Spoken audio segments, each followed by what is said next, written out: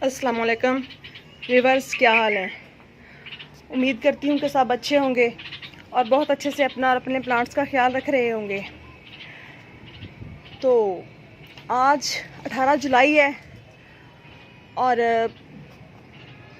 बादल इस तरह आए हुए हैं कि अभी बारिश शुरू हुई कि हुई। मौसम काफ़ी ज़्यादा ख़राब हो रहा है और आसमान पे बहुत सी पतंगें भी नज़र आ रही हैं जो कि बच्चे इंजॉयमेंट के लिए पतंगबाजी से काम ले रहे हैं और मेरे ख्याल में ये मुनासिब बात नहीं है। इस तरह से बच्चों को बहुत ज़्यादा मोहतात होकर ये काम करना चाहिए क्योंकि बहुत सी कीमती जानें ऐसे ज़ाया हो जाती हैं। चलें, खैर, सबका अल्लाह वारिस है, अपना अपना शौक़ होता है सबका।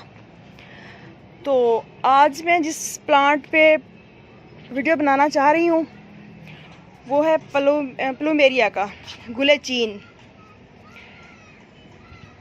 उर्दू नाम इसका गुलचीन है और इसे प्लूमेरिया भी कहा जाता है। मेरे पास प्लूमेरिया के 3 प्लांट्स हैं और ये भी मैंने कटिंग से ग्रो किया हुआ है और मेरा ये वाला प्लांट भी मैंने कटिंग से ग्रो किया था 2 साल पहले, जो कि इस तरह अच्छा बड़ा हो गया है माशाल्लाह, अच्छी ग्रोथ चल रही है इसकी। और ये वाला प्लांट मैंने तकरीबन 7-8 महीने हो गए, ये मैंने नर्सरी से लिया था, लेकिन ये भी कटिंग लगी हुई थी। तो इसको इसी गमले में था, मैंने इसको छेड़ा नहीं क्योंकि तब इस पे एक भी लीव नहीं था, बिल्कुल न्यू कटिंग लगी हुई थी। तो अब ये देखें, इसकी रूट्स भी बाउंड हो चुकी हैं काफ़ी सारी, यूं।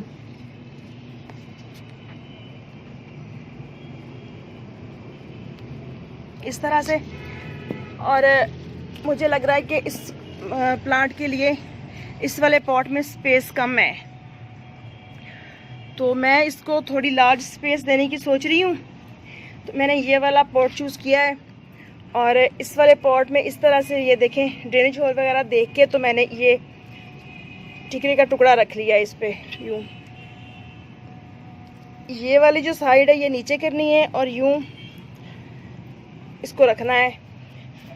और सॉइल जो मैंने इसके लिए ली है ये बहुत अच्छी वेल ड्रेन सॉइल है, ये देखें। और इसमें तमाम फर्टिलाइज़र वगैरह शामिल है, फंजीसाइड भी शामिल है, ताकि मेरा प्लांट अच्छे से ग्रोथ कर सके। तो चलें, थोड़ी सी सॉइल नीचे डाल के तो मैं इसकी बेडिंग कर लूँ। थोड़ी सी सॉइल डाल के इसको अच्छी तरह से यूं हाथ के साथ बेडिंग कर लें, ताकि जब हम पानी डालें तो मट्टी साथ बाहर ना निकले, क्योंकि इस तरह प्लांट के लिए भी परेशानी होती है।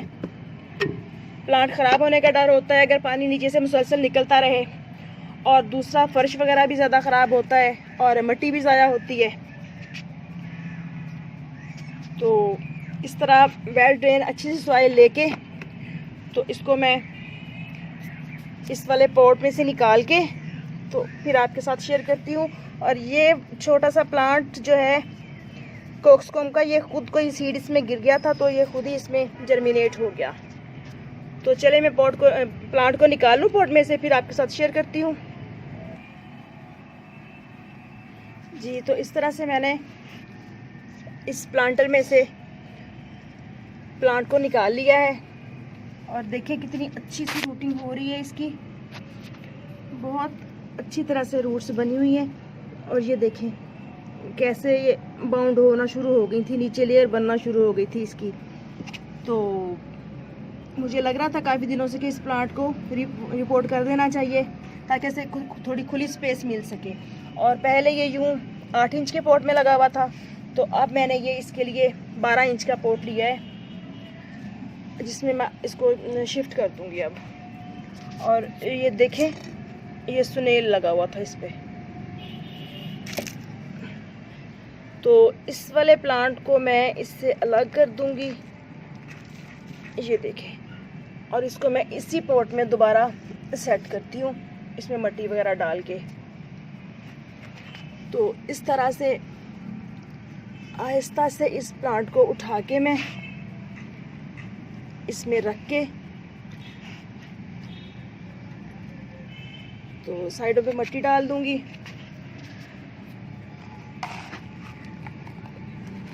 यूं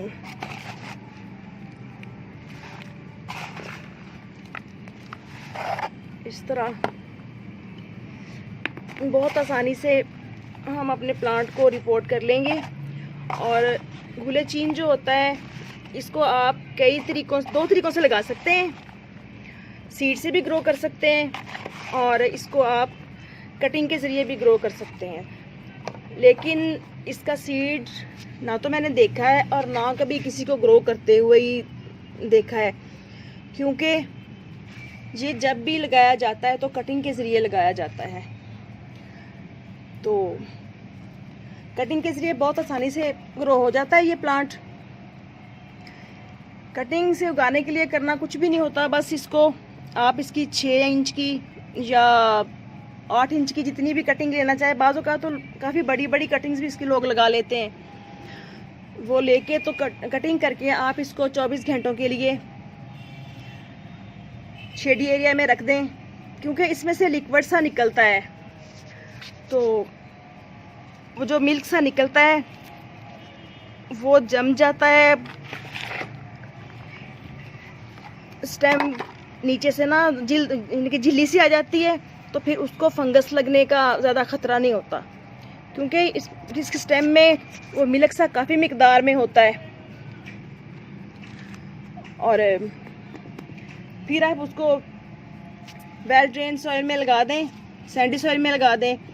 और इस प्लांट को पानी बहुत कम चाहिए होता है, ओवर वाटरिंग ये प्लांट बिल्कुल भी पसंद नहीं करता। लेकिन अगर आप इसको 2-4 दिन पानी नहीं भी देते तो कोई प्रॉब्लम नहीं होती, ये प्लांट इजीली बर्दाश्त कर लेता है।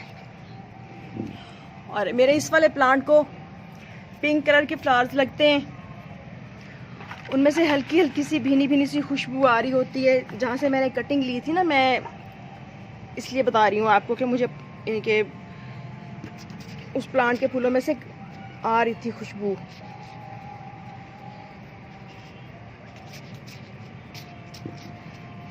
इसकी काफ़ी सारी वैरायटी होती है।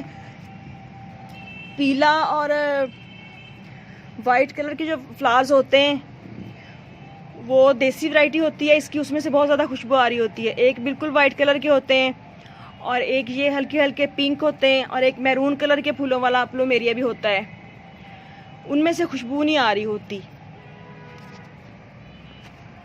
और इसके लीव्स का भी थोड़ी चेंजिंग होती है।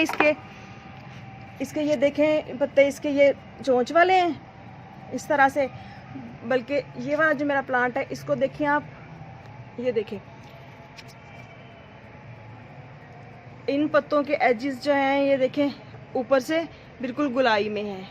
ये वाले दोनों प्लांट एक ही वैरायटी के हैं, क्योंकि जैसे मैंने बताया ना कि मैंने ये वाला प्लांट नर्सरी से मंगवाया था कटिंग। तो मैं चूँकि नर्सरी में जाती रहती हूँ तो इसलिए मैंने उस प्लांट को चेक किया हुआ था कि जिसकी वो कटिंग लगाते हैं जिस प्लांट की, तो उसमें से हल्की हल्की सी स्मेल आ रही होती है, खुशबू भीनी भीनी सी आ रही होती है। और जो दूसरा देसी वैरायटी होती है उसकी तो स्मेल इतनी अच्छी होती है कि शाम के वक़्त बिल्कुल इस तरह से माहौल महका हुआ होता है। क्योंकि जो देसी वैरायटी थी वो मेरे घर में पहले लगी हुई थी, घर से बाहर लॉन में, तो इसलिए मुझे पता है। और फिर मैंने घर में भी लगाई हुई थी।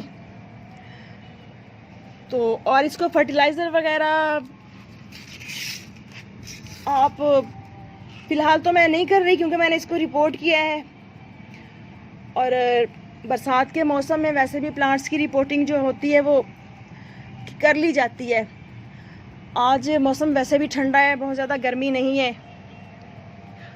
तो मैंने इसको जिस सॉइल में किया है उसमें किचन वेस्ट की कंपोस्ट भी थी और काऊ डंग कंपोस्ट भी शामिल थी। इसके अलावा मैंने इसमें एग शेल्स वगैरह भी डाले हुए थे, तो मेरी मिट्टी काफ़ी अच्छी बनी हुई थी। तो आई होप कि आपको अच्छी तरह से समझ आ गई होगी कि किस तरह से एक प्लांट को एक प्लांटर से दूसरे प्लांटर में शिफ्ट किया जाता है। तो इस तरह अगर कोई प्लांट गमले में लगा हुआ है, उसकी रूट्स बाउंड हो रही हैं, तो आप भी बहुत आसानी से अपने प्लांट को रिपोर्ट कर सकते हैं, ताकि उसको खुली स्पेस मिले और प्लांट अच्छी तरह से ग्रोथ कर सके। तो ये देखिए माशाल्लाह कितनी अच्छी सी हवा चल रही है, ठंडी ठंडी सी, और प्लांट्स सब के सब काफ़ी खुश खड़े हैं। और मगरिब की अजान हो चुकी है, तो चलें इजाज़त दीजिए, फिर मिलेंगे नेक्स्ट वीडियो में नेक्स्ट टॉपिक के साथ। और जब मेरा ये प्लांट फ्लावरिंग पे आएगा तो फिर गुले चीन की केयर पे बात करेंगे, नेक्स्ट वीडियो में शेयर करूंगी आपके साथ। और ये प्लांट धूप को पसंद करता है, धूप में बहुत खुश रहता है। इसके ग्रोथ का जो सीज़न होता है वो गर्मी का मौसम होता है, गर्मियों में ये अच्छी ग्रोथ करता है। बट नवंबर, दिसंबर और जनवरी, फरवरी, जिन दिनों में ज़्यादा फोग पड़ती है, बहुत ज़्यादा ठंडी हवाएं चलती हैं, तो अगर आपका प्लांट ओपन एयर में पड़ा है तो फिर ये पत्ते गिरा देगा और सिर्फ स्टेम्स बाकी रह जाएंगी इसकी। लेकिन अगर आप इसको शेडी एरिया में रख लेते हैं तो फिर काफ़ी हद तक इसके लीव्स स्टेबल रहते हैं। और जैसे ही फिर बाहर का मौसम शुरू होता है तो इसकी न्यू स्प्राउटिंग फिर शुरू हो जाती है, और बहुत खूबसूरत लगता है ये प्लांट। ओके, अल्लाह हाफिज़।